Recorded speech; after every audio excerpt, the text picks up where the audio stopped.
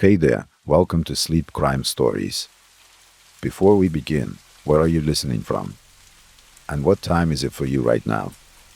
Let me know in the comments. I love seeing listeners from all over the world.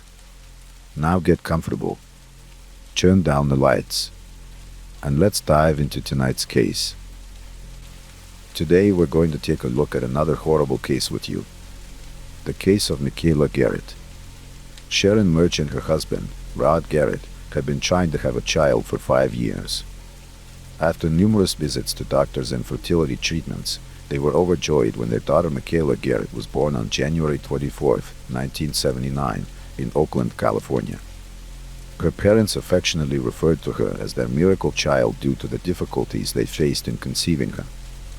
After that, their family soon welcomed 2 new members, a daughter named Libby and a son named Alex.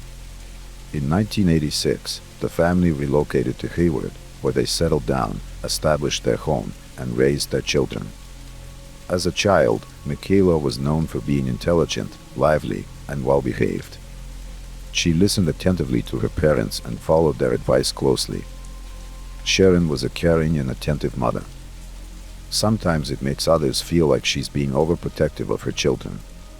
Given the rise in child abductions in California during the 1980s, precaution was understandable.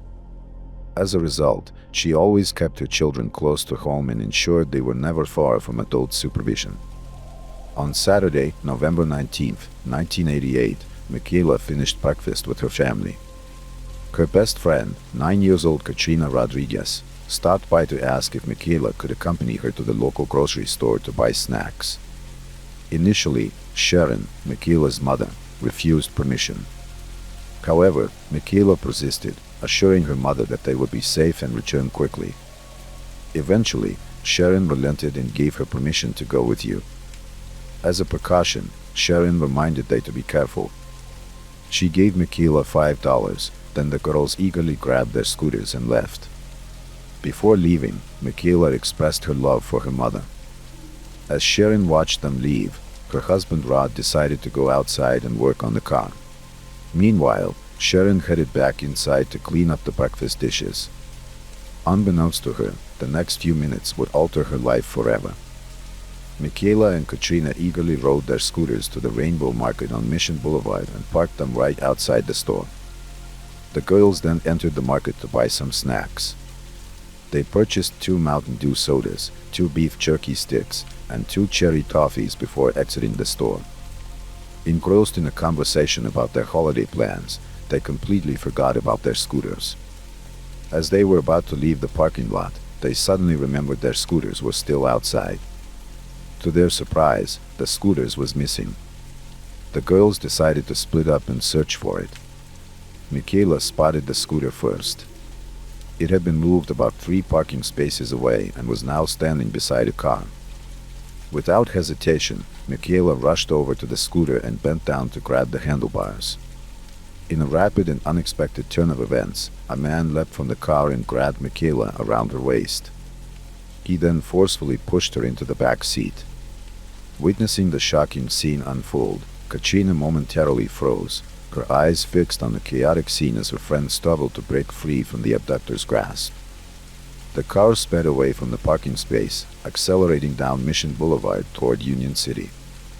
Regaining her composure, Katrina rushed back into the store and alerted the cashier, Rona Ronalyn, about the kidnapping. Rona quickly called the local police and they were quickly present at the crime scene.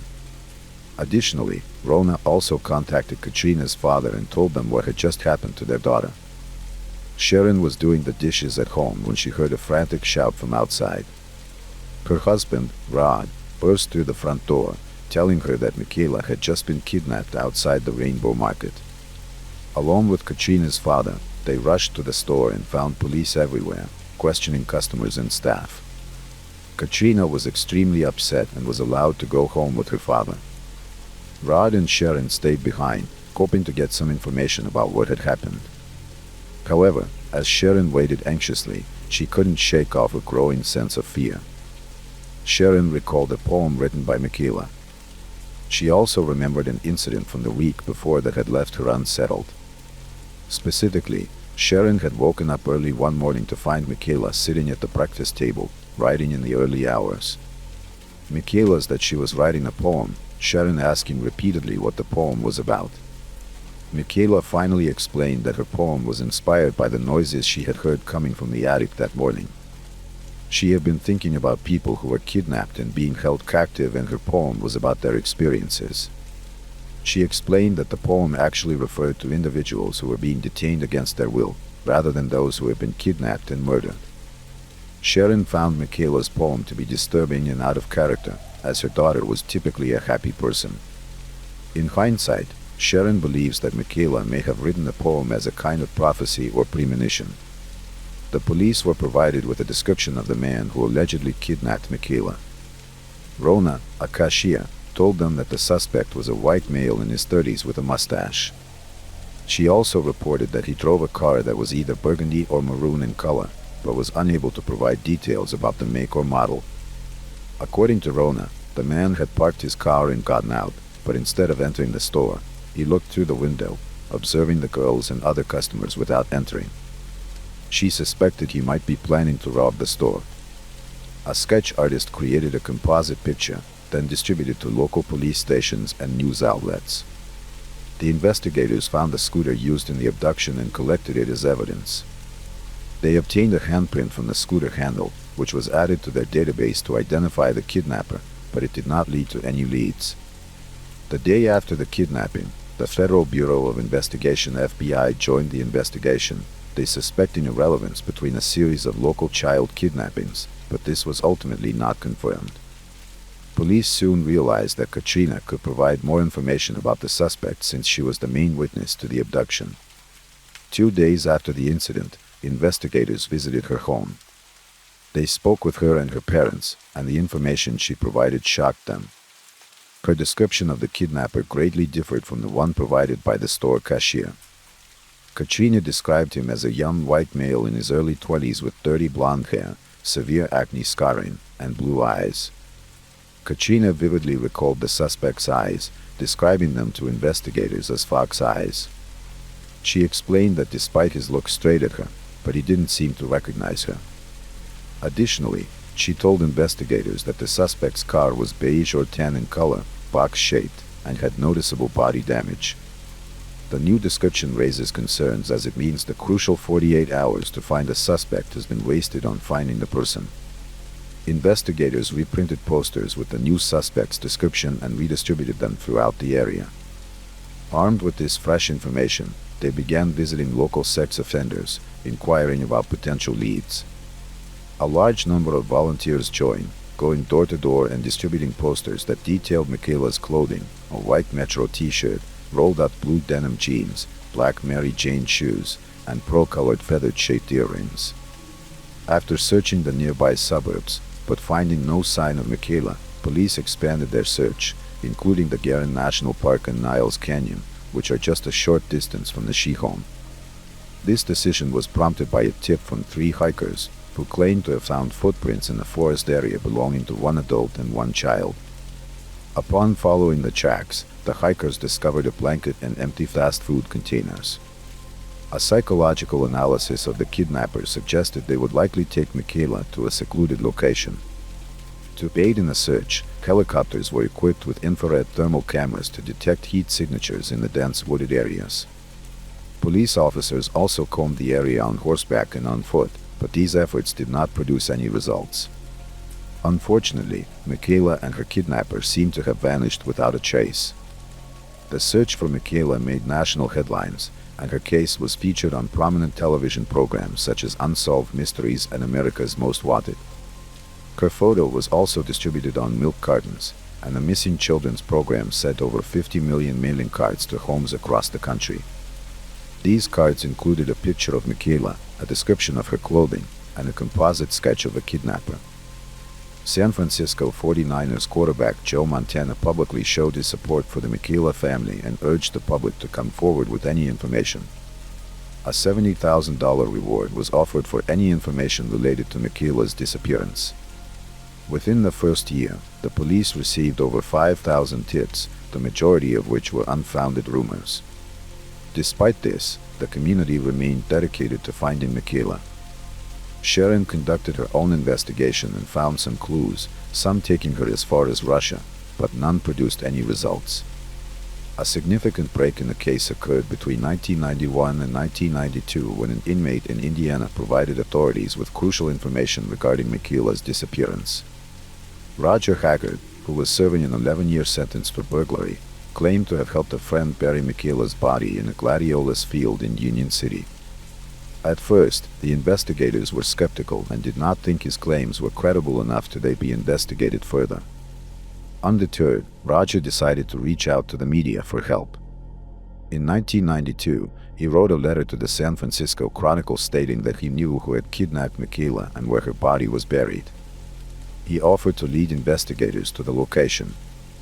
10 investigators brought Roger to California to testify before a grand jury. Roger repeated his earlier claims under oath, promised to lead investigators to Michaela's burial site and the home of her killer. The next day, a team of investigators accompanied Roger to the field where he claimed Michaela's body was buried. After 8 hours of searching, Roger confessed that his claim was false. He explained that his intention was to provide the Michaela family a sense of peace after all these years. This confession had even more serious consequences for Roger. He was charged with perjury and received an additional 6 years prison sentence, along with an order to pay $6,000 in damages to Michaela's family for giving them false hope. This development would not be the only one to shake the investigation. Authorities also kept an eye on another individual, Lawrence Binder, 43, a wastewater treatment plant worker. He appeared to be a normal man, married with a family. However, suspicions were raised when investigators received a tip from East Bay Area parents about his disturbing behavior. These parents claimed that he had been sending gifts and money to young girls in an attempt to befriend them. What's more, some of the letters he wrote were written in reverse, requiring the recipient to use a mirror to decipher their meaning. As investigators dug deeper into Lawrence's past, they found that he drove a distinctive light blue van with the license plate, "Love You." The interior of the van was peculiarly decorated with photos of small children, children's drawings, and biblical verses. Furthermore, Lawrence had a previous arrest record for attempting to lure 2 young girls into his van, although the charges were eventually dropped. Lawrence often inserted himself into investigations of missing children. For instance, following the 1988 disappearance of Michaela, he reached out to her mother, Sharon. He also contacted Kim Schwartz, the mother of 7-year-old Amber Schwartz, who went missing in June 1988. In both cases, the mothers eventually told the police that they felt uneasy about Lawrence's persistence in contacting them and trying to stay updated on the developments in their daughters' cases. After uncovering a series of unusual circumstances, the investigation led authorities to suspect Lawrence of being involved in a series of child abductions. When Amber went missing, Lawrence wrote to the police predicting the next victim would be a 9-year-old girl. This proved true when Michaela missing. Lawrence further raised suspicions when he sending a Christmas card with a picture of a girl holding up 4 fingers to an FBI profiler. This incident took on a more ominous tone when 4-year-old Amanda Campbell went missing on December 27, 1991. Lawrence was also linked to the disappearance of Eileen Mischelhoff, a 13-year-old girl from Dublin, California. As Lawrence's name became associated with the string of child abductions, he found himself under intense media scrutiny. His unusual behavior and fascination with the cases sparked widespread public interest, leading many people to suspect he was involved. As a result, Lawrence and his family faced harassment and public backlash. However, after Lawrence sued the city of Fairfield for defamation and won, investigators began to reassess his role in the case. It became clear that he was not as involved as initially thought, and many believed he was simply trying to insert himself into the investigation. Despite the mystery surrounding Lawrence, the case remained a complex challenge for investigators.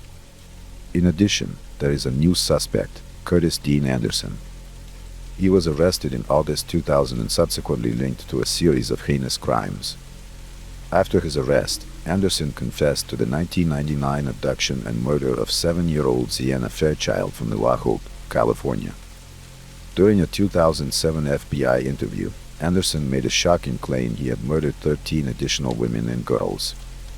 He also admitted to abducting and killing 7-year-old Amber Swartz, whom he had seen standing on a street corner. However, Curtis' life ended abruptly on December 9, 2007, when he died due to kidney and liver failure. This untimely death prevented investigators from gathering more information about Curtis' past crimes. Following his confession, investigators looked into Curtis' background and found a coincidence. In 1989, he was pulled over in a brown 1977 Chevy sedan, matched the vehicle description given by a witness named Katrina. Despite Curtis' death, his confession reignited interest in a more notorious case, the kidnapping of Michaela. The renewed investigation brought new attention and generated fresh leads. However, a new development in August 2012 shed more light on the case. Wesley Sherman, one half of the notorious Speed Freaks duo, reached out to the Stockton Record after his accomplice, Loren Herzog, took his own life in January that year. Wesley pointed out that Loren was to bear an uncanny resemblance to the suspect's composite in Michaela's case. The resemblance between Loren and a kidnapper is further confirmed by Katrina's observations, which indicate that Loren shares very similar characteristics to Michaela's kidnapper. Following a lead from Wesley, investigators began excavating a well in California, where him and Loren was believed to have disposed of Michaela's remains. The excavation uncovered thousands of bone fragments, some likely belonging to Michaela. Although investigators never lost hope of solving the case, the mystery continued to baffle them. It wasn't until 8 years later that a useful clue finally emerged. The circumstances surrounding Michaela's disappearance were horrifying and had an impact on the public. However, more shocking revelations were yet to come. On December 21, 2020, the Hayward Police Department and FBI made a significant announcement in the Michaela case, revealing a surprising development. Despite initial suspicions focusing on Loren and Wesley, but then investigators charged 61-year-old Noah Garrick with Michaela's kidnapping and murder. Advances in technology played a crucial role in solving the case by linking Noah's fingerprints to those found on Michaela's scooter 32 years earlier in 1988. Noah Mish has been charged with the murder of Michaela and is currently in custody at Santa Rita Jail in Alameda County. An examination of Noah's past reveals a disturbing pattern of crime that dates back to his teenage years. Born on February 19, 1961 in Chicago, Illinois, little is known about Noah's upbringing. However, by the age of 16, he had already become involved in criminal activities. In 1977, he was convicted of breaking into a house where he sexually assaulted a maid at knife point. He was arrested and sentenced but was paroled just a year later, in 1978. Noah's troubles with the law continued. In February 1979, he was arrested for charges of false imprisonment and assault with a deadly weapon, which were later updated to assault with intent to rape. Despite this, he became eligible for parole in September 1981. Years later, in May 1988, Noah was arrested for burglary at a San Leandro grocery store. He was sentenced to 1 year in prison and 1 year of probation. In November of the same year, he was released from custody after 6 months.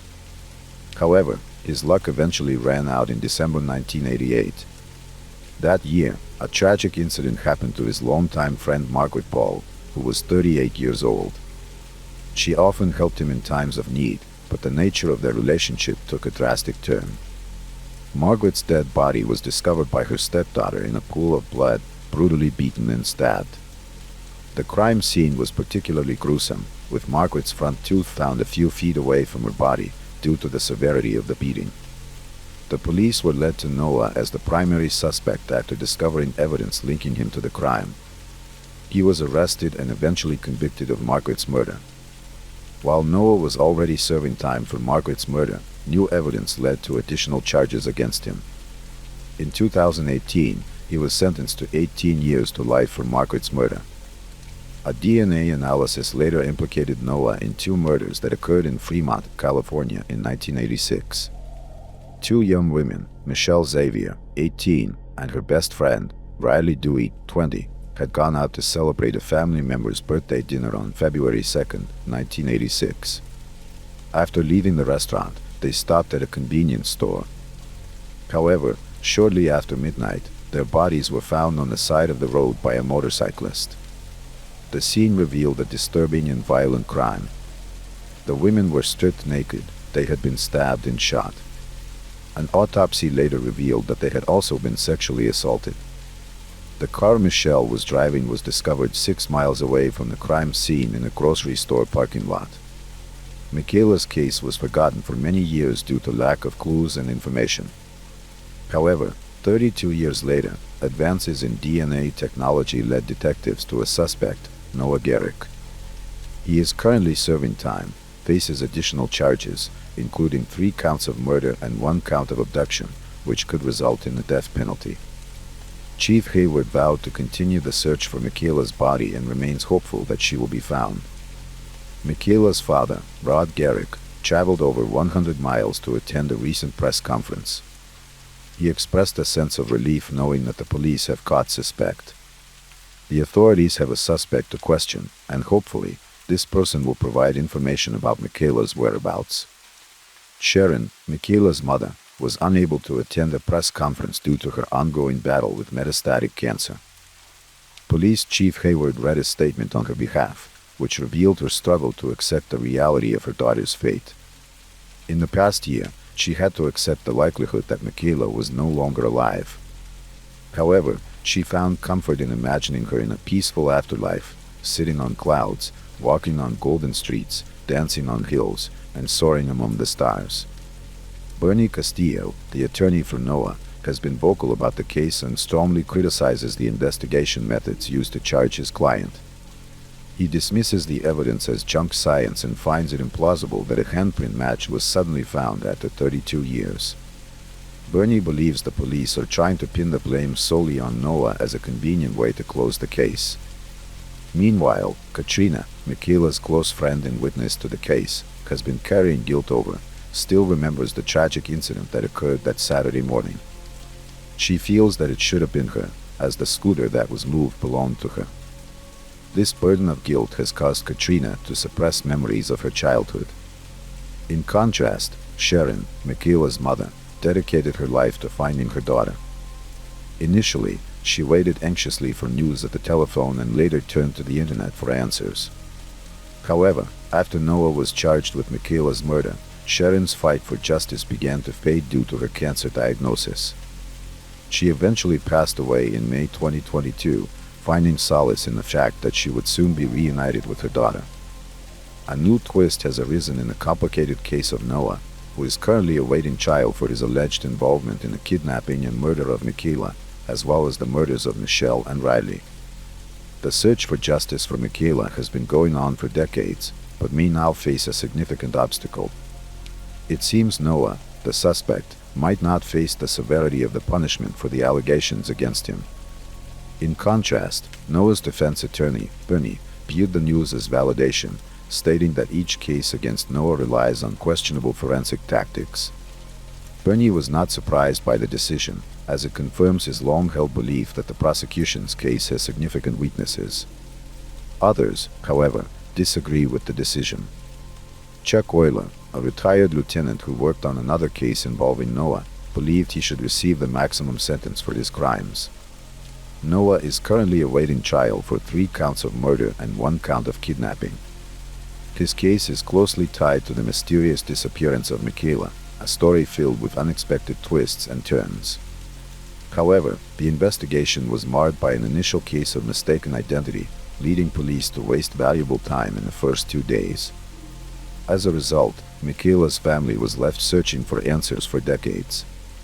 Hi everyone, thanks for returning. Let's unravel another perplexing mystery, the case of Michelle Hadley.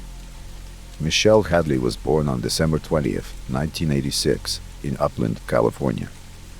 She is the eldest daughter of a business family and was raised in a strict, conservative family. Michelle grew up with a younger sister and had a close relationship with her parents. During her school years, Michelle led a relatively normal life. Michelle's friends describe her as polite and kind, with a straightforward personality who always says what she thinks. Whenever there are disagreements, she tries to resolve them. Michelle was diligent from a young age, consistently completing her tasks and responsibilities. During her high school years, she was in a long-term relationship with a boyfriend. The couple were together for many years and finally decided to get married in 2008. However, she soon discovered that marriage did not bring her the happiness she had hoped for. After 4 years, the couple's relationship began to deteriorate and they eventually decided to divorce. In 2013, Michelle's life took a turn for the better when she met Ian Diaz, who was 9 years her. For Michelle, the relationship felt like destiny. Ian was a U.S. Marshal and Michelle worked in marketing. They probably seemed well suited to each other.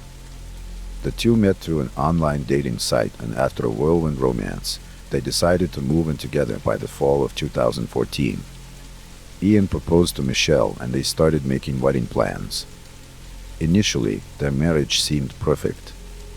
However, Ian's true nature slowly began to emerge. At first, Michelle didn't notice the changes in Ian's behavior and attributed his actions to personality. As time went on, Ian's personality changed for the worse. He became more destructive to himself and emotionally hurtful to Michelle, causing her to be shocked, devastated, and extremely confused. Michelle came from a conservative family and Ian would sometimes ask her to wear revealing clothes that made her feel uncomfortable. Despite her reservations, Michelle went along with her husband's requests, thinking he was just trying to spice up their relationship. However, Ian noticed that she gave in easily and began making even more daring requests. Eventually, Ian asked Michelle to get her belly button pierced, a request she was initially hesitant about, but ultimately agreed to.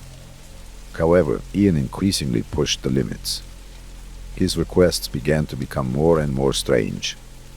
He asked Michelle to quit her marketing job and work at Disneyland, a place he loved and had previously worked at as a deputy U.S. Marshal. Perhaps Ian wanted to keep an eye on his wife and working somewhere where he still had a relationship made sense to him. Ian justified his suggestion by saying he wanted Michelle to be safer, but in reality, he was seeking greater control over her life.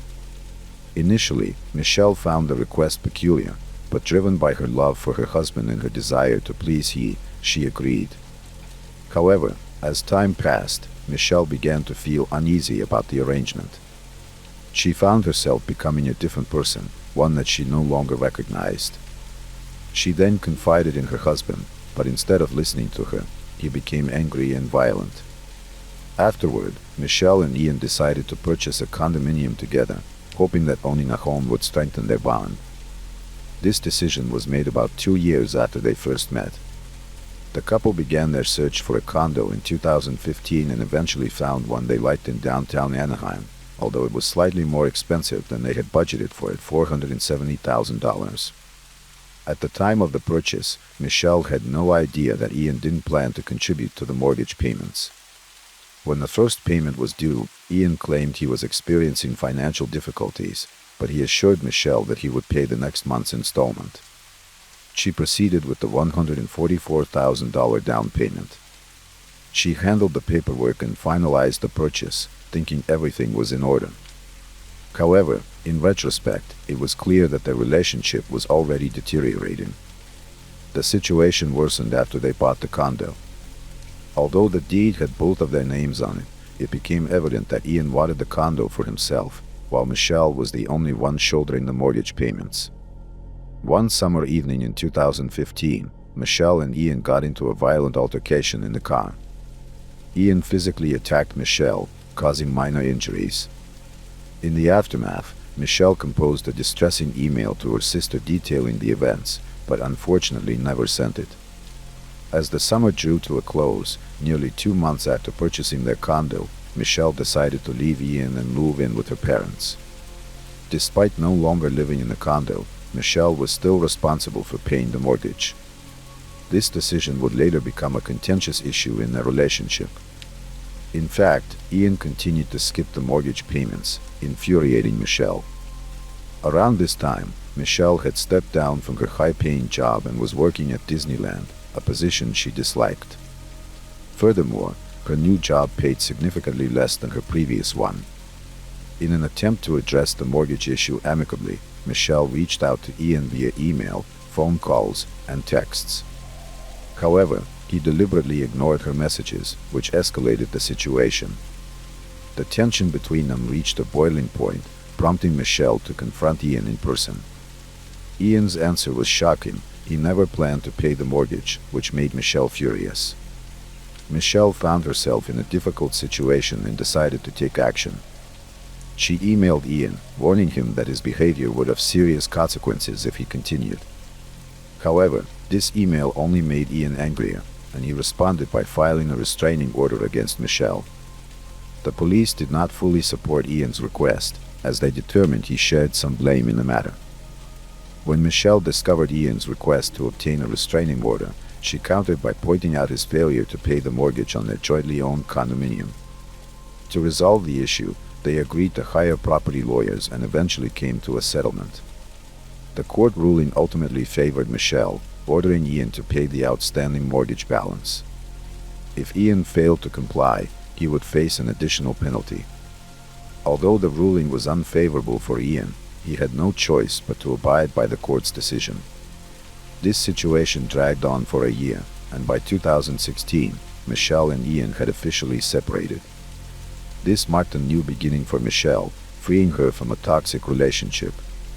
In contrast, Ian remained bitter about the outcome, continuing to live in a condo and pay the mortgage. Ian's life had become increasingly complicated due to the condo situation, so he decided to start using dating apps again to try to move on. This was how he met Angela Connell, a woman he thought was perfect for him. Angela was born in 1985 in Phoenix, Arizona. She attended a Catholic high school and later graduated from Arizona State University in 2006. Ian and Angela met in January 2016, and they immediately have feelings for each other. Their relationship progressed quickly. Ian proposed within a month, and soon Angela moved into his condo. It seemed as if they were meant to be together.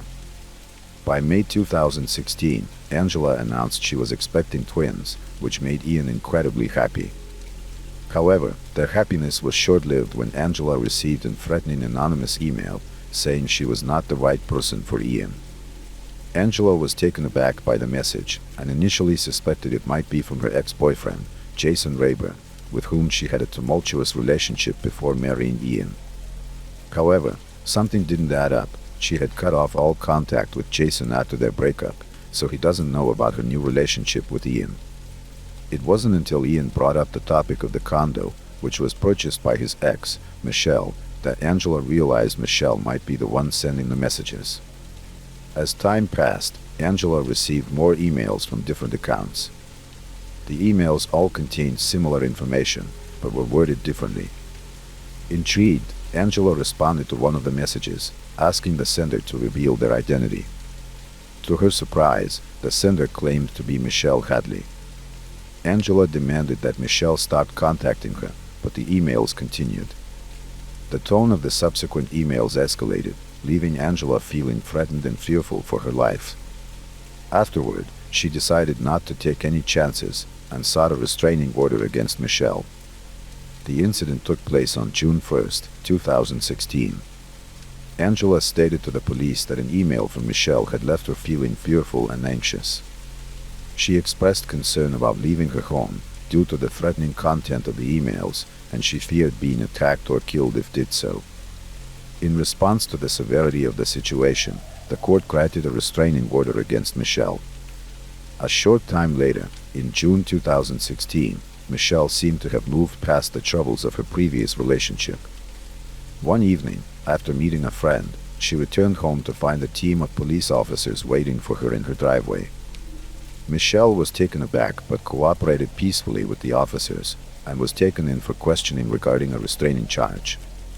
During the interrogation, Michelle denied knowing Angela or sending the threatening emails mentioned by the officers. She claimed she was being framed, citing 2 alerts she received a week earlier.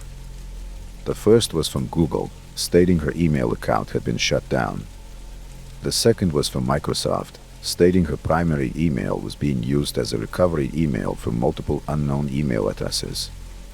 Michelle reported this suspicious activity to the Anaheim Police Department, suspecting her ex-husband of impersonating her. However, her concerns were dismissed by the police, who believed Michelle was lying. As a result, a restraining order was issued against Michelle, but she was unaware that this was just the start of a more complex situation. Things took a dark turn after Michelle was served with a restraining order. However, things became more intense. Angela soon receiving emails responding to a Craigslist ad that she hadn't posted herself. The disturbing ads described a sexual coercion fantasy and included intimate details about Angela's life. The emails contained her phone number, condo address, and even the breed of her dog. It was clear that someone had created an account in her name, but what was particularly unsettling was how they had access to such precise information. Ian and Michelle were the only ones who knew Angela's condo address. She suspected Michelle, but thought that was unlikely. Fear had taken over her so much that she didn't even want to leave her house. The thought of someone knowing her address and watching her all the time made her extremely uneasy. Not knowing who was behind it made her feel even more scared. On June 24, 2016, just days after posting the Craigslist ad, Angela was attacked, and her life was put in danger. Bruises covered her neck, her clothes were torn, and she had a severe head injury from being slammed into a wall. Despite her condition, Angela quickly called 911. When the police arrived, they questioned her about the assault, and Angela revealed that Michelle was her attacker. This time, the police decided to take stronger action against Michelle. They believed that a restraining order would not be enough to protect Angela, and they made the decision to arrest Michelle. While Michelle was in jail, she managed to contact her parents, who were conservative. Her parents were determined to handle the situation discreetly. They posted Michelle's bail of $10,000, made possible by their financial stability as successful business owners. Angela started receiving harassing emails after the incidents. Interestingly, the emails she received came from Michelle's personal email address. However, it's unclear if Michelle actually sent them. On July 13th, Angela contacted 911 because she saw a strange man outside her condo. When the police arrived, the man claimed he was responding to a Craigslist ad posted under Angela's name that featured explicit content. Further investigation led the police to discover that the ad was created from an account linked to Michelle. This raised questions about Michelle's potential involvement and whether she may have provided false information to the police. On the other hand, it's possible that someone was using Michelle's name to mislead the authorities. The next day, on July 14th, Michelle was arrested again, with bail set at $1 million, an amount her parents couldn't afford to pay. Michelle strongly denied sending the emails and creating the Craigslist ads. Her parents believed her because they knew she wouldn't send threats to anyone. Concerned about the potential consequences, Michelle's parents hired a lawyer, thinking that the person behind the threats could continue to get their daughter arrested. While Michelle was in jail for the second time, the threats and emails aimed at Angela stopped again. For 3 months, everything seemed calm for Angela. Meanwhile, Michelle's parents were trying to figure out who was impersonating their daughter. They gathered their daughter's records, including school and hospital records, to see if they could find any weaknesses in the case against her. This led them to find important evidence. Michelle was in the hospital on the same day the first emails were sent, making it impossible for her to have sent them herself. Michelle's parents were given new hope when they received an update about her situation. They had been trying to track down the source of the emails they were receiving, which had encrypted IP addresses. To do this, Michelle's father downloaded various software programs to help identify the senders. Then, in a surprising turn of events, her parents received a call with some unexpected news. Michelle's bail had been posted. The surprising twist was that the person who posted the $1 million bail was Ian, the same person who had been treating Michelle badly. This took place on September 30th, 2016, when Ian presented the police with the bail money. Michelle and her family were stunned by this development and couldn't understand why Ian would do such a thing. They had many unanswered questions about his motives. Was he trying to make amends for his past behavior, Or was there another reason behind his actions? After Michelle's release on bail, she and her family sought answers. Ian then revealed shocking information, claiming Angela had framed Michelle for sending threatening emails. Angela allegedly used fake email accounts in Michelle's name to send the emails to herself. Angela also posted ads on Craigslist, making it seem like Michelle was responsible. The details in the ads could only have been known by Ian and Angela. Further investigation revealed that Angela's bruises found on June 24, 2016, were self-inflicted. Ian discovered CCTV footage that supported this claim. Ian also uncovered Angela's history of deception. She had been lying since the day they met, and one notable example was her fake pregnancy. Ian found evidence that Angela had bought a fake sonogram of twins on Etsy for $7.50 and a positive pregnancy test kit to support her fabricated story. Angela's motivation to ruin Michelle's life stems from her meeting with Ian in 2015. Ian frequently discussed Michelle and an incident involving a condo. This sparked Angela's curiosity, prompting her to investigate Michelle's past. She discovered that Michelle came from a wealthy background, which led Angela to view her as an opportunity for personal gain. Ian, who was married to Michelle at the time, sought revenge due to a past dispute over the condo's mortgage. The incident had left him feeling bitter, and he was furious about being forced to pay the mortgage following Michelle's countersuit. Together, Angela and Ian devised a plan to bring Michelle down. Ian shared Michelle's email address with Angela, and they began plotting to frame her and have her arrested.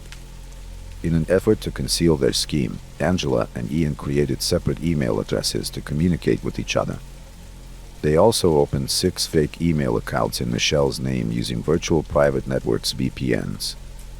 This is the reason Michelle noticed Google alerts about email addresses in her name that she had not created.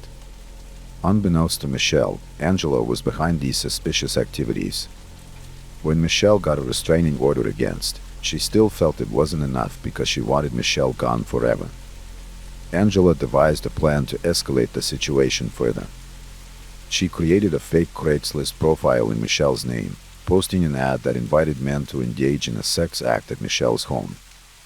However, the flaws in the plan led to Ian, Angela's husband, confessing the truth. Once the truth came to light, the police secured a search warrant for Angela's devices.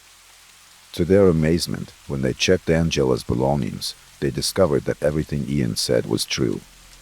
A total of 21 threatening emails were discovered, with most being sent from Angela and Ian's residence. Further investigation of the emails revealed that some were sent from Arizona. It was ultimately discovered that Angela had visited her father in Arizona during the same period the emails were sent. After discovering these shocking evidence, investigators decided to look into Angela's past. They soon found that she had committed similar crimes before. In 2013, Angela had faked her identity in a serious illness while dating Jason Rayburn, a California state trooper. Angela claimed to be an attorney and said she had cervical cancer. However, her story didn't add up and Jason became suspicious. He dug deeper and made a disturbing discovery. Angela had lied about having cancer and being a lawyer. This ended her relationship with Jason. The deception wasn't made public until 2019, nearly 3 years later. On January 6, 2019, Angela was detained. She pleaded guilty to 10 felonies, including perjury and false imprisonment. She was sentenced to 5 years in prison. The Orange County District Attorney's Office quickly cleared Michelle's name of the wrongful charges. 3 days later, Michelle's assault and threatening charges were officially dropped. This marked the end of a long and painful ordeal for Michelle. Although the ordeal has ended, Michelle still bears the scars of her wrongful conviction, including the time she spent in jail. She had to give up her MBA classes and lost her job after being wrongfully arrested. After the charges were cleared, Michelle's life began to improve. She earned her MBA and got a good job in marketing at a cosmetics company. She then moved to New York to live with her sister, and her life was better than ever. Ian, on the other hand, separated from Angela and sold their condo for $500,000. However, in 2021, Ian's life took a turn for the worse. He was arrested and charged with planning, carrying out the plot to frame Michelle. As a result, he received a 5-year prison sentence and was convicted of perjury. Hello friends, welcome to our channel. Today we're going to take a look at another horrible case with you. The case of Natalee Holloway, 18-year-old Natalee Holloway, who disappeared while on a trip to Aruba, an island in the southern Caribbean Sea near Venezuela. In May 2005, a group of 124 students from Mountain Brook High School, accompanied by 7 chaperones, traveled to Aruba to celebrate the start of their adult lives. The students stayed at the Holiday Inn and had access to beaches, palm trees, restaurants, and local entertainment venues. They spent 5 unforgettable days on the island, enjoying themselves with swimming, sunbathing, dancing, and partying. However, on the day of their return, Natalee Holloway was nowhere to be found. Her belongings, phone, and passport were still in the hotel, but she had vanished. Her mother, Harper Twitty, was the first to raise the alarm and reported her concerns to one of the chaperones. Harper recalled that at that moment, her heart sensed something was wrong, as her daughter was obedient and always stayed in touch. Natalee's mother and stepfather immediately flew to Aruba to search for her. Upon arriving, Harper was able to find out more information than the police did, as the authorities seemed uninterested in starting a search. The police told Harper that cases like this are not rare, and that people often miss their planes or get lost in bars or with new acquaintances. However, Harper knew her daughter and was convinced that something was seriously wrong. Natalee Holloway was last seen leaving Carlos and Charlie's nightclub with 17-year-old Jan, a local regular, who had offered her a drink. They left with 2 other young men in a silver Honda car. 4 hours later, Natalee's mother, Harper, contacted the police again with concerning information, leading to the detention of the trio. Initially, Vanda Slot denied knowing Natalee, but later admitted to leaving the bar with her. They drove around, visited the beach, and then dropped her off near the hotel. His friends Deepak and S.E.S. Kalpo confirmed his account. Natalee was born on October 21, 1986, in Clinton, Mississippi, to Harper and Noah Edward Holloway. Her parents loved each other dearly, but divorced after 13 years. Natalee and her brother stayed with their mother, but their father remained supportive emotionally and financially. In 2000, Harper remarried to George Twitty, and Natalee moved to Mountain Brook. The move was smooth, and she made new friends easily due to her sociable nature. Her family was devout, attending church every Sunday, which influenced Natalee's upbringing. Relatives remembered her as kind, modest, and beautiful, with a radiant smile. Natalee was an excellent student, engaged in dance, and participated in various clubs. She dreamed of pursuing a career in medicine and had chosen a local university for a substantial scholarship. At the time, she had promising life prospects and was excited about an upcoming trip. Harper believed her daughter was unlikely to trust a stranger or get into a car with him. Surveillance footage from the bar confirmed her suspicions, showing Natalee's behavior changed after drinking a beverage offered by Jan, suggesting she was under the influence of some substance. The staff at Carlos and Charlie spoke well of Natalee, but Vanda Slot had a questionable reputation, often behaving poorly, indulging in gambling, and consuming forbidden substances. He had previously recorded and uploaded videos of his exploits to the internet, but was never held accountable due to his father's influence as a well-known lawyer aiming for a judgeship. The disappearance of Natalee sparked a nationwide search, with the island authorities launching an extensive operation to find her. Volunteers, divers, and specially trained dogs were deployed to cover a vast area. The government even declared a public holiday, and 50 Marines combed the coastline. An airplane equipped with thermal imaging scanned over 40 kilometers of terrain, but Natalee seemed to have vanished into thin air. On June 30th, investigators discovered that there was no footage of Natalee entering a building, which contradicted the statements of Jan and the Kalpo brothers. The police brought them in for questioning again, and this time, the younger Vanda Slot unexpectedly changed his story. He claimed to have dropped Natalee off at a location without surveillance, not near the hotel, and added that he saw a figure in black moving towards her, Hotel security staff who were on duty that night were detained, with investigators suspecting they might have intercepted Natalie on her way. On June 9th, detectives arrested the suspicious trio, and one of the security guards shared a cell with the Kalpo brothers. The guard learned a crucial detail. Setish confessed that he and Deepak had lied to cover for their friend, leaving Jan alone with Natalie on the beach. The security guards were released on June 13th, and on June 17th, another suspect, Steve Gregory Cruz, a DJ, was detained. The police suspected his involvement in Natalie's disappearance. On June 22nd, Paulus Bandis-Slut was brought in for questioning and detained, but he was released on June 26th due to insufficient evidence. Jan offered a third explanation of the events, trying to shift the blame onto the Kalpo brothers, claiming he parted ways with Natalie near his home and she left with them. However, his story was not taken seriously. A lawyer defended Setish and Deepak, and on July 4th, after a brief trial, the Kalpo brothers were released. Jan van der Slut, born on August 6, 1987, in Arnhem, Netherlands, was one of 3 brothers in a large family. He was a good student, excelled in sports, and planned to attend St. Leo University in Florida. Jan's childhood was marked by a strained relationship with his mother, Anita, an art teacher, who considered him an incubator liar. He grew up rebellious, often ran away from home, and fell in with a bad crowd, developing a penchant for gambling. Despite this, he presented himself as cool and fearless to his friends. Locals were suspicious of Jan's lenient attitude, fearing it would lead to trouble. However, he was popular among girls and often took advantage of them. As the investigation into the suspects continued, the search for Natalie persisted. U.S. authorities closely monitored the progress and provided substantial financial support. Despite the scrutiny, the Holloway family was desperate to find their daughter alive and announced a monetary reward, which initially started at $50,000. As hope dwindled, the reward increased to $1 million. Additionally, $100,000 was offered for information leading to the location of her remains, which later increased to $250,000. During this time, the investigation hit several dead ends.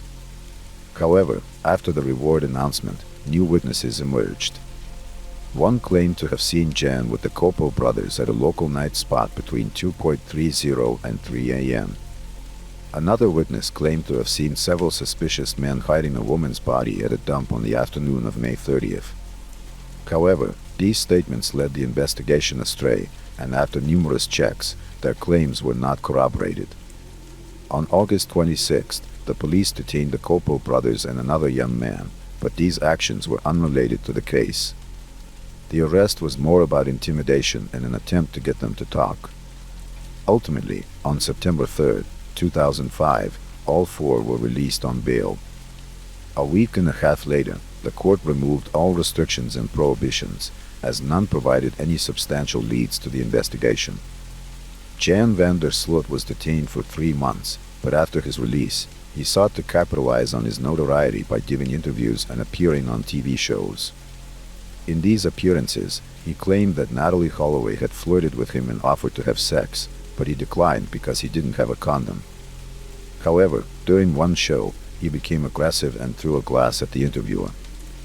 A journalist who was targeted by Jan's glass-throwing incident held a grudge against him and worked with authorities to place a bug in a friend's car. The bug captured Jan confessing to witnessing Natalie's death. He claimed that they had sex on the beach, but afterward, she began shaking, lost consciousness, and eventually died. Jan and a friend then disposed of her body at sea. Despite this confession, Jan managed to avoid consequences by denying the statement on another TV show, claiming he had only told his friend what he wanted to hear. In 2007, Jan released a book, The Case of Natalie Holloway, My Own Account of Her Disappearance in Aruba, in which he presented his side of the story and apologized to Natalie's family. By this time, the official investigation had largely stalled. In 2008, 2 new witnesses came forward. The first reported seeing Jan and his father on the beach around 4 a.m. on the night Natalie went missing. The younger van der Slut appeared disheveled, and the witness saw him arguing with his father in a car before they drove away.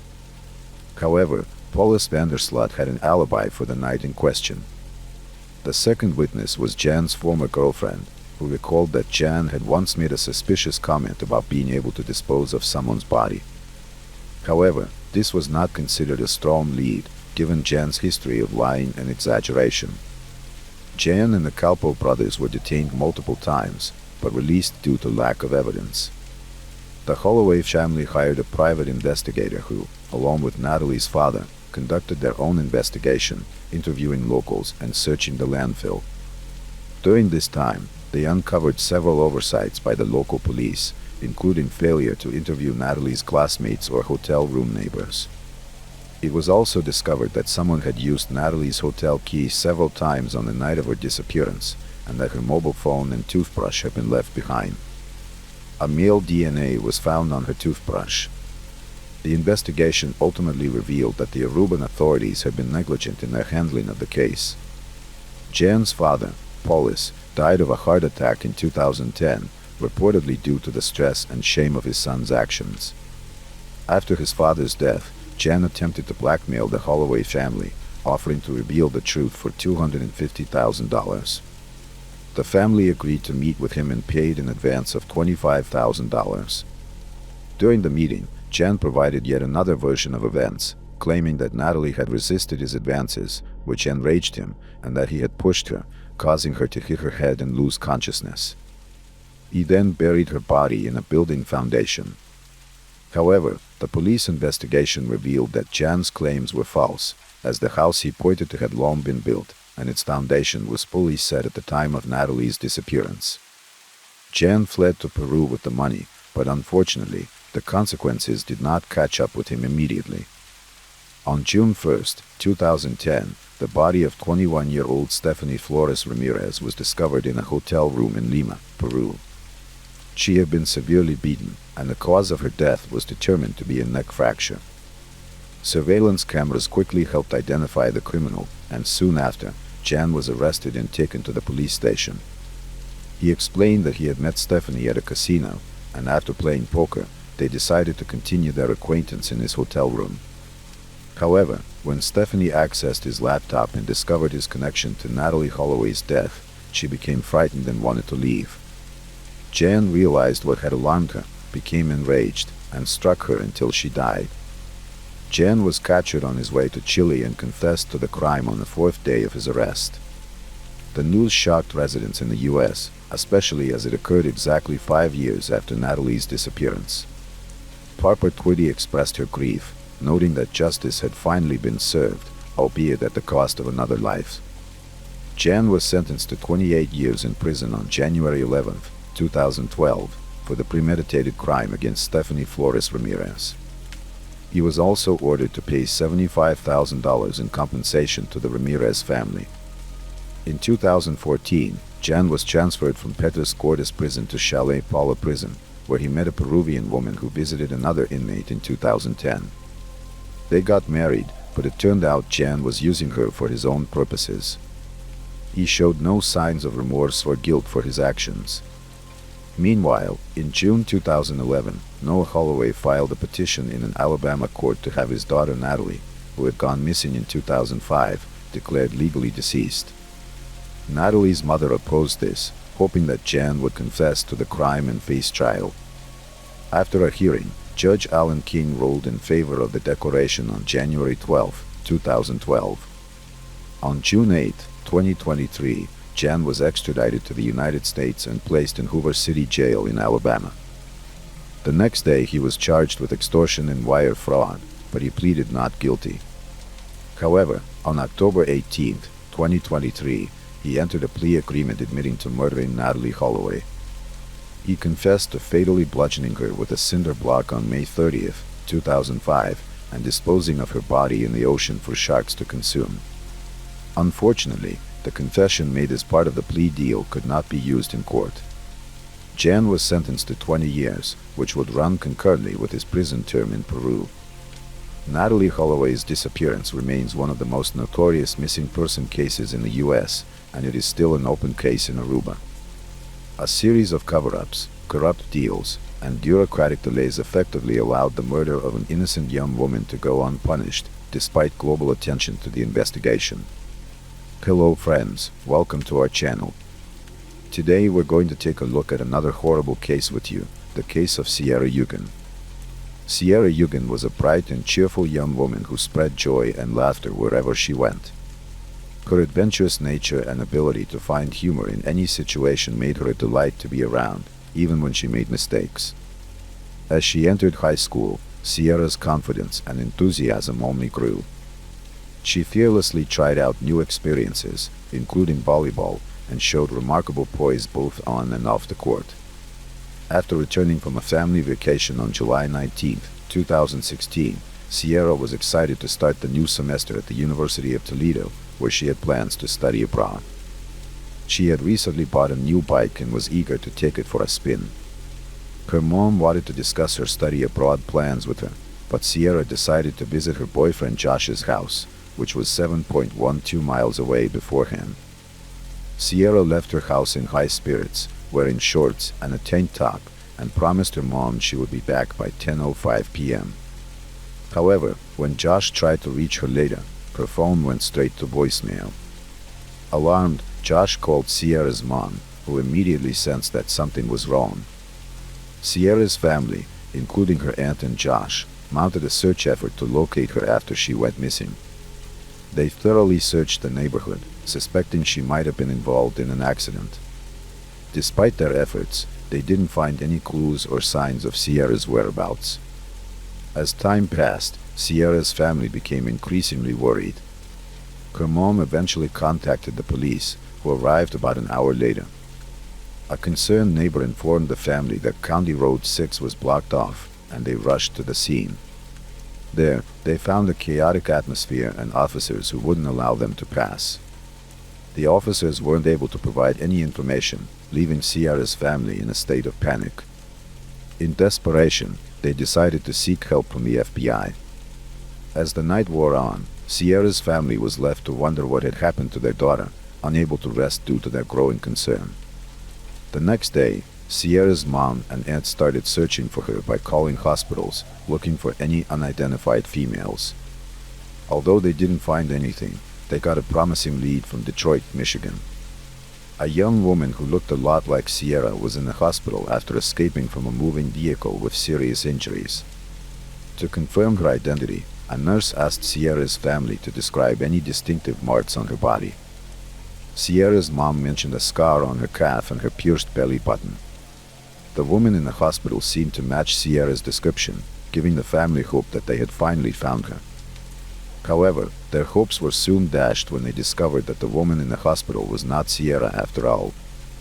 The family was devastated to learn that the person found wasn't Sierra, as they had pinned their hopes on it being her. Later that morning, police officers came to Sierra's house to update them on the previous night's events. One of the officers had discovered a disturbed cornfield near the area while parking his car. He noticed signs of a struggle inside the cornfield and found a motorcycle track. To avoid contaminating potential evidence, he retreated without touching anything. As he retreated, he caught a glimpse of something shiny that turned out to be Sierra's purple bike. Another investigation revealed several items at the scene, including male and female sunglasses, a bloody sock, and a screwdriver.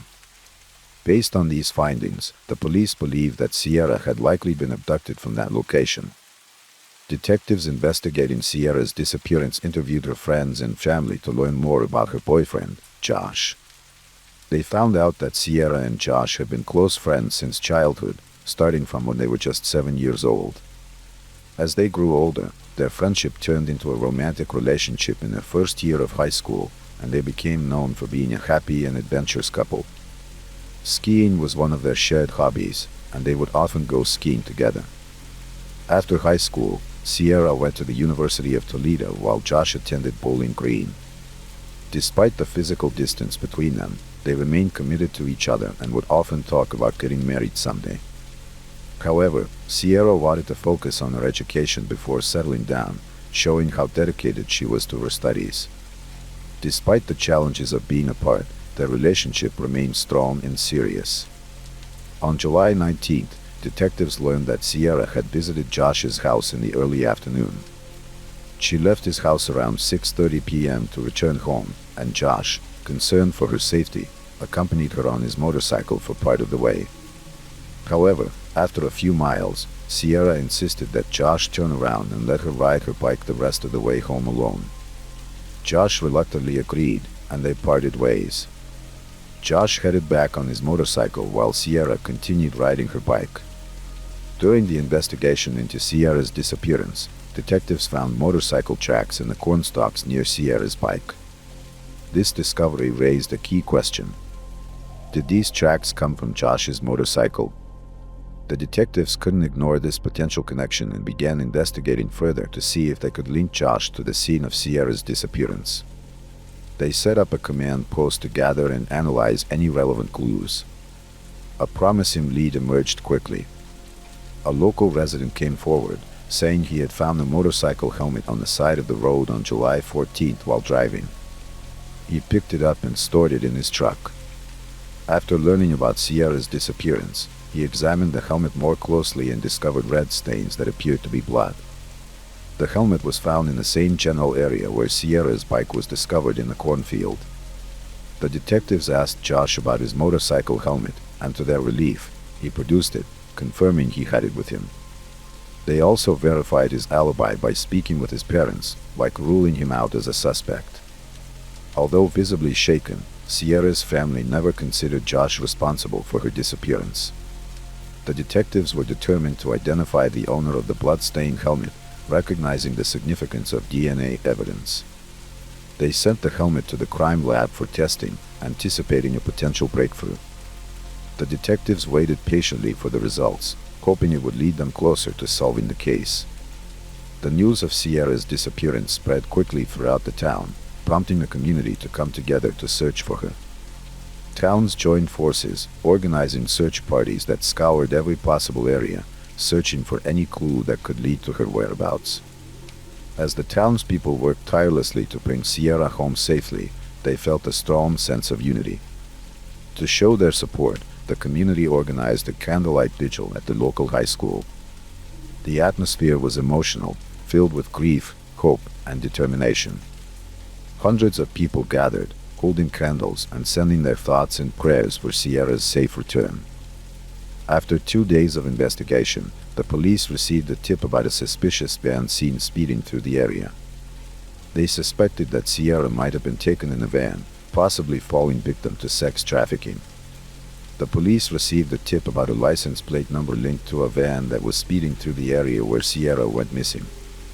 They interviewed the van's owner, who explained that he had sped up because another vehicle had suddenly approached from behind, possibly a family member searching for Sierra.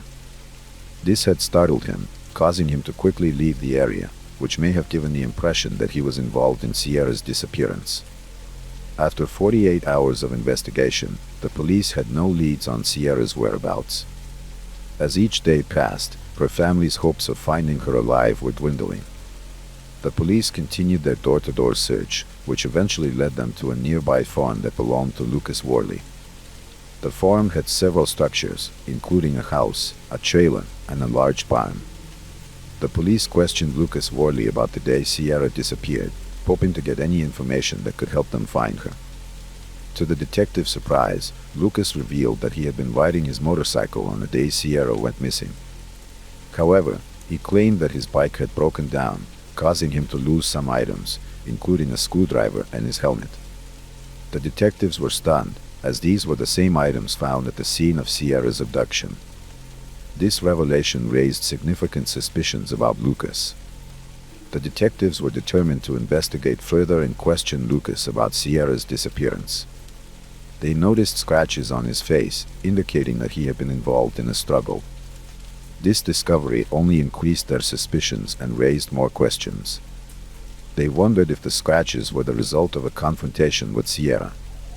The detectives decided to investigate Lucas's background, hoping to uncover relevant information. What they discovered sent chills down their spines. Lucas had a dark criminal history, including a previous attempt to abduct a 26-year-old woman named Robin Carter on July 4, 1989. On that day, Robin was getting ready for a neighborhood picnic when she decided to go for a bike ride. As she rode, she became thirsty and contemplated returning home. However, before she could make that decision, a car approached from behind and collided with her bike. The impact sent Robin flying into a nearby ditch.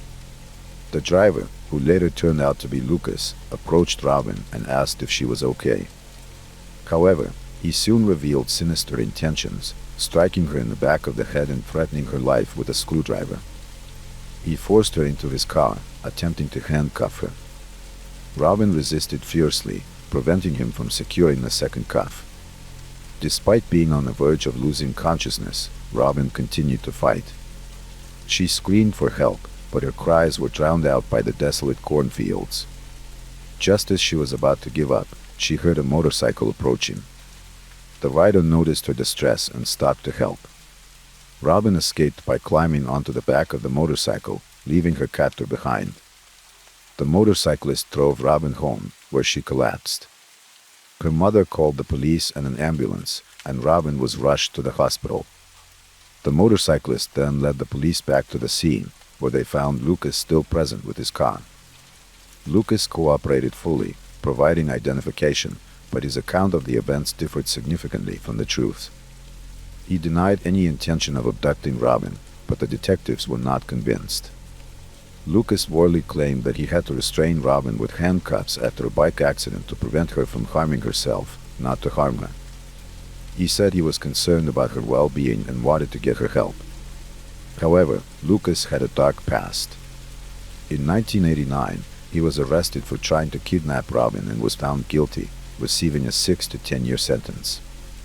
Due to good behavior, he was released after 3 years. When Robin learned of his release, she was terrified, fearing he might harm her again. The police had reason to suspect Lucas and Sierra's disappearance, given his criminal history. They obtained a search warrant for his residence, which he shared with his mother. Initially, nothing seemed out of the ordinary, but upon inspecting his expansive backyard, they found a suspicious barn. Inside the barn, they discovered a small green crate containing labeled and sealed bags of women's clothing, including a pair of bloody purple panties. The detectives also found a hidden freezer, air mattress with stains, zip ties, duct tape, and handcuffs. Lucas claimed the items were for a porn business, but the evidence suggested otherwise. The police collected all the items for DNA testing, and the evidence led to Lucas' arrest for Sierra's murder.